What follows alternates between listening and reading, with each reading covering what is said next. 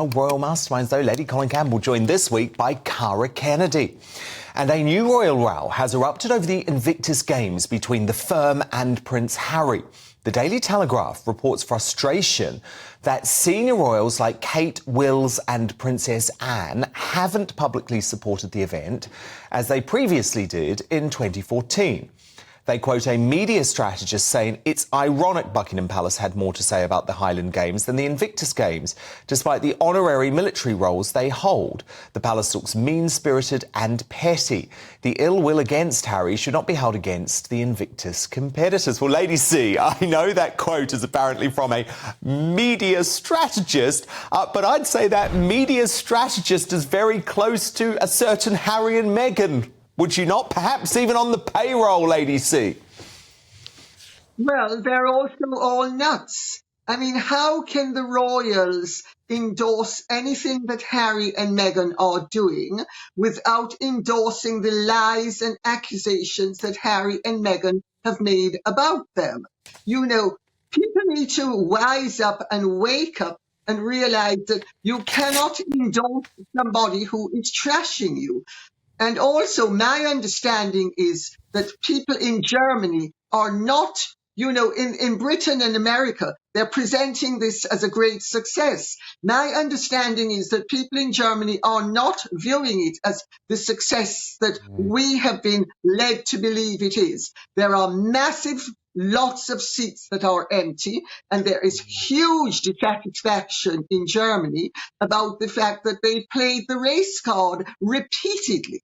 And no, I think the royals are absolutely well advised to totally ignore Harry and Meghan and anything they do. You're not so sure, Cara Kennedy, though?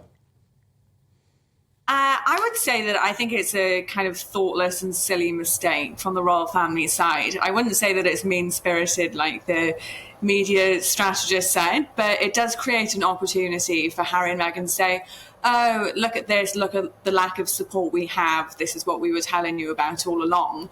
And I don't know about you, but this is terrible timing for the royal family to make a mistake, because during the Invictus Games right now in Germany, there has been an unbelievable shift in public perception with the Sussexes, an unbelievable amount of positive PR.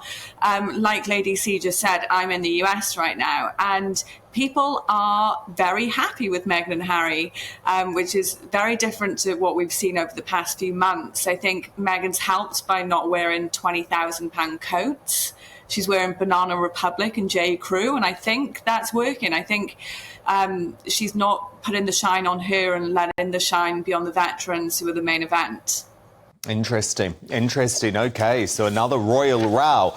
But look, the other big royal story of the day is that the Daily Mail has revealed Prince William and Kate are hiring a chief executive, a CEO, to run their household. Now, the new boss, the first of their kind, will report directly to the royal couple rather than their all-powerful private secretaries. And Lady C, this is going to completely shake up what is a very traditional courtier system. Do you think this is Kate and William trying to seize some control, to claim the initiative, or is this a mistake because actually it might step on some toes, maybe some toes of people close to King Charles in particular? No, I think it is an experiment, and I think it is an experiment that is doomed to failure. Okay. Because private secretaries are effectively CEOs of the households that they are private secretaries of, and all of them report to the monarch. The monarch is the ultimate authority. And if you now have two CEOs, one called a CEO, the other called a private secretary, you are divided, you might divide and rule, but I would actually think what you're going to do is cause an awful lot of chaos. But let us wait and see what happens. I mean, Cara Kennedy, it's certainly true that they are trying to modernise and trying to do things differently, because a chief executive officer working under the late Queen would just never happen. But I guess William and Kate are a much more modern couple. Yeah, I think this is great. It does show that they mean business and they are going to modernise the monarchy. They're going against the grain.